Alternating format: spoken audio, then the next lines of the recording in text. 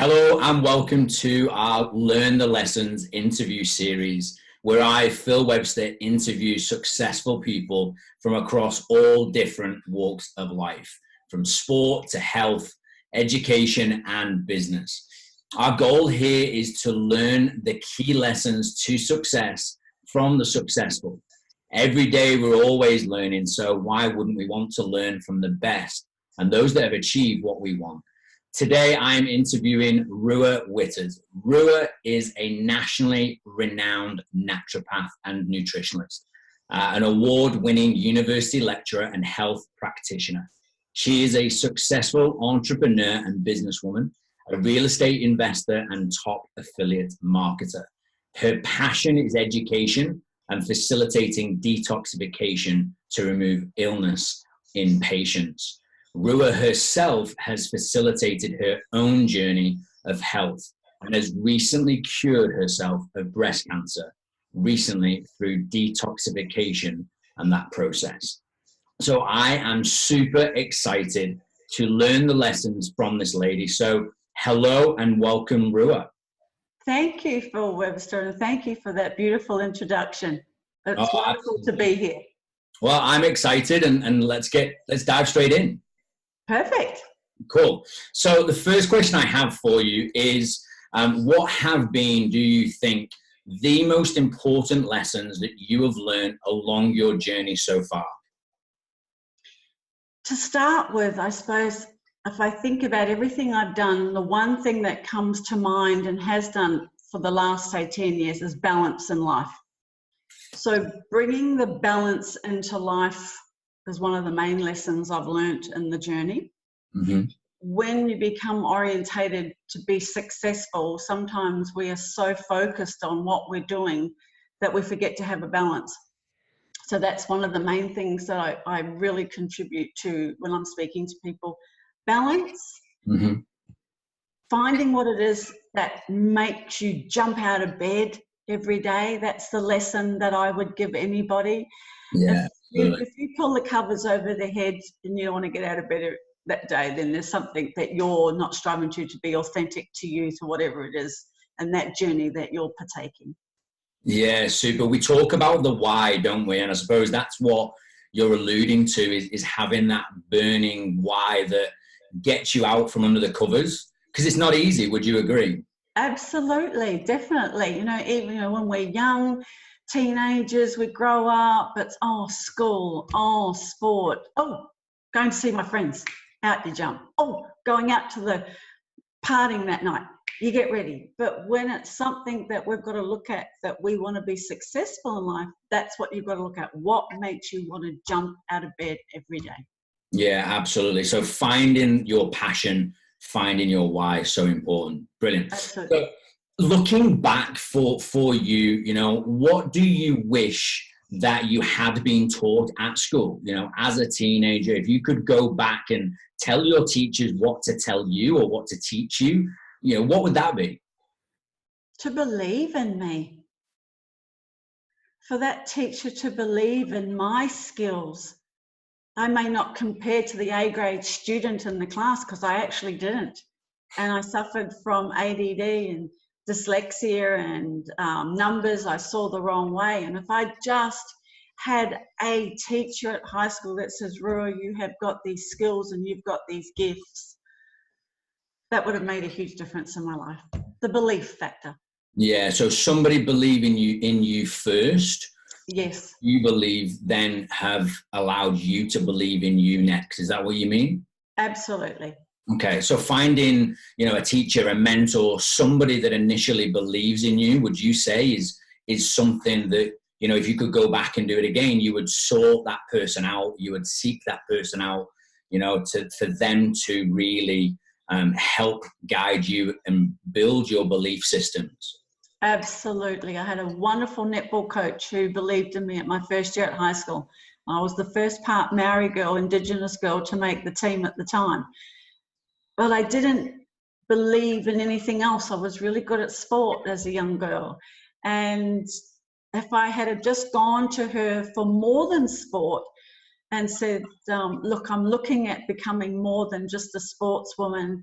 What do you recommend? But I didn't have the courage to do that. So yeah, courage comes with age, I suppose, doesn't it? But absolutely. took up that courage, to find that one person that maybe makes a difference for you.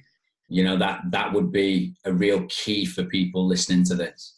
Absolutely. Whether it's your teacher, your art teacher, your sport teacher, an auntie, an uncle, it doesn't really matter. But that one person who goes, oh my God, you have got something special. Because we all have. Yeah. Each and every one of us has that gift of something. Yeah, but sometimes people need to point it out to you for you to see it first. Absolutely. Absolutely. Yeah, absolutely. So, Rua, tell us, if you were to lose everything, and we've just said, successful in real estate and business and, academia as a lecturer, if you were to lose everything and you had to start all over again, but you kept your knowledge, you still have that, what would you do? Where would you start? What would you do? Well, funny you say that, Phil, because I jumped on a plane at 15 and came from New Zealand to Australia. I actually dropped out of school, and I didn't actually get my degree or qualifications until my later years in life after I became a mother. If I could do it all over again, knowing what I know now with the education that I've had, that the doors that education gives me, as much as it's hard for me to say this, I would have stayed at school, Phil. Would you? Yeah, I would have stayed at school. With the knowledge I have, and I'm actually very clever, but I didn't know this at 15 or 16 or 17 or even 18. Yeah. I would have stayed at school. I would have gone on to university. I would have got a degree. I would have got a doctorate. I would have become a medical doctor if I could do it all over again. So why do you think that? Like, what is the reason behind that answer? Because I'm a complementary natural therapist, and that opens certain doors, and I want to be able to educate. But if I had a PhD beside my letters now with a naturopath and going into speaking to the peers about evidence-based and scientific research, I believe I could reach a lot more people. But that's okay. But you asked the question, what would I have done? Yeah. Knowing what I know now, I would stay at school. Okay. So you've stayed at school. You've done, you've stuck it out, even though you might not have wanted to. Yes. You've got that tick in the box. Yes. And then is there anything else, after those school years, that you would change or do differently? I would have socialized a little bit more, because I was really, really diligent on becoming successful and accumulating wealth. What I would have done too, and I learnt this later in life, is I would have set aside an account that I never, ever touched, Phil. Because I did have bank accounts, but I would dive into it. It's a savings account, it's a travel account, it's purchasing my first house when I was 23. But what I know now, open an account at 16, put that 5% in, whether it's $100 a month or $50 a month, never to touch, let it build up, accumulate, grow that wealth. I mean, I'm nearly 60, and to have that account that just keeps accumulating and accumulating, not even putting it in shares, just letting it grow on the bank account, putting in those fixed accounts. Oh my gosh, that could have been in a great account for my grandson today. Yeah, Warren Buffett talks about this in terms of that compounding interest. And if you have the one, asset that we all kind of need more of is time, absolutely that's genius. That is powerful itself, is to really understand that when you've got time on your side, that compound interest of a bank account that you never touch, when you ultimately get to retirement age, that traditional kind of, age or number, and you've not touched it, people, Warren Buffett says it, can become a millionaire simply by just being consistent with that savings plan. So it's brilliant that you touched on that, because I don't think a lot of people really take that seriously. And it's definitely something that I was told, and I didn't do, and it's one of my biggest regrets, because as that kind of sand drips through and the time kind of goes, the years kind of pass, it's something that I absolutely would agree with you there, Rua, is, that would be one thing to maybe to step out and say to people that that's the one thing. So thank you for sharing that with us. You're welcome.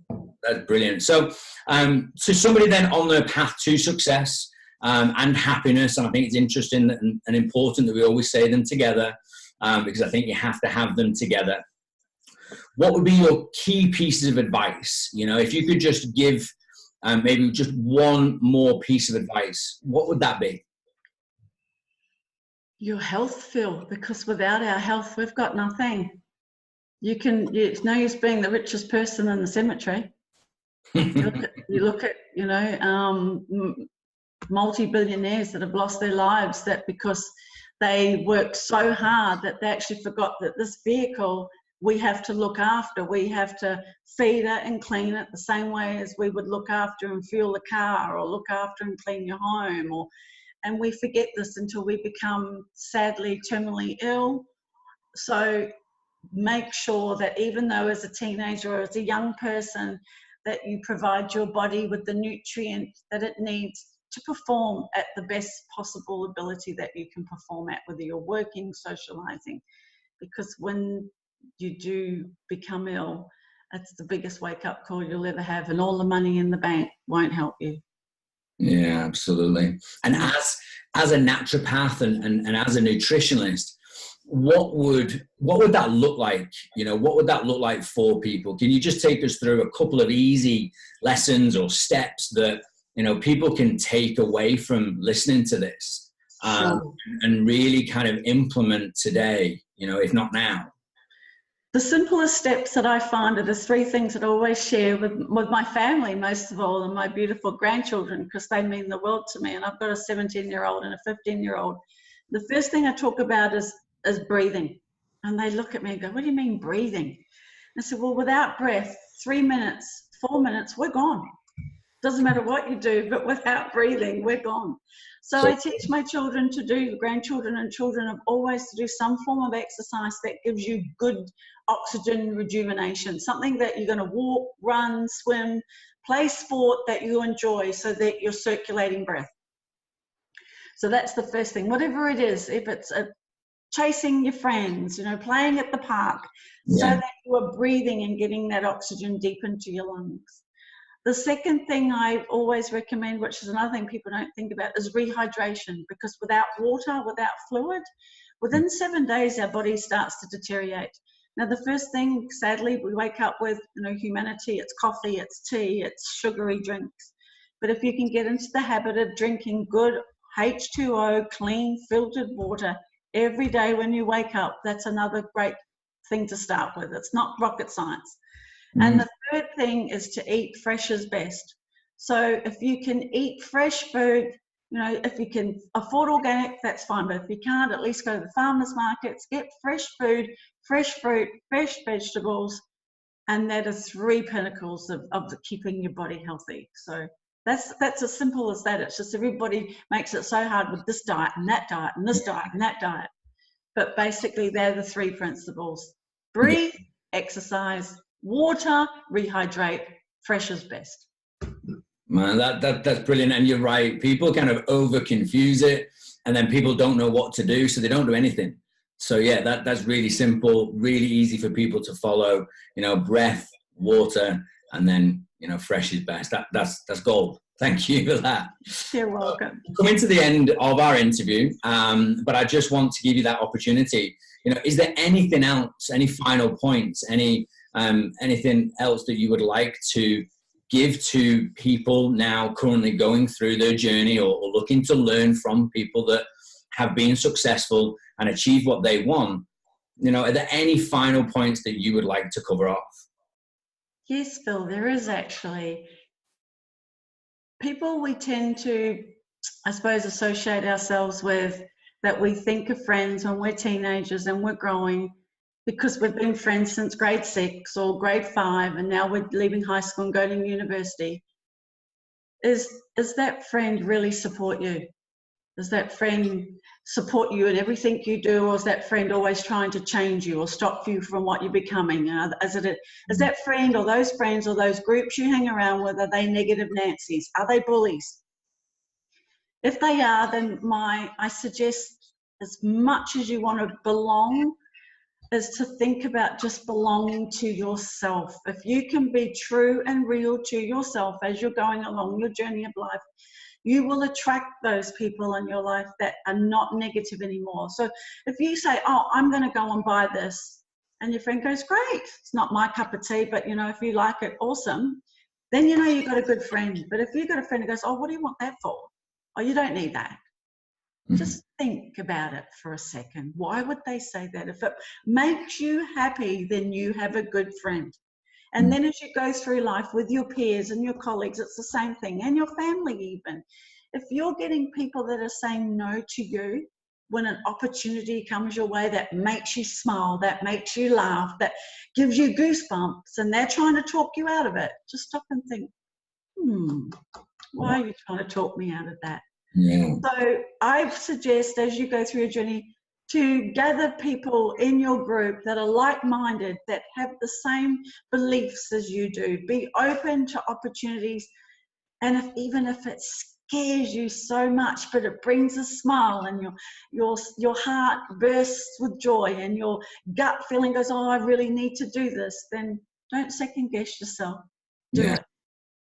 Yeah, brilliant. Well, that is such a beautiful place to finish this interview. Rua, thank you very much for your time, your insight, your wisdom, and thank you for sharing with us your key lessons learned. I am sure people will have really taken some great value and some great lessons away from this, and for them to apply it to themselves, to their journey, in order for themselves to learn the lessons and win this journey that we call life. So again, Rua, thank you very much for your time.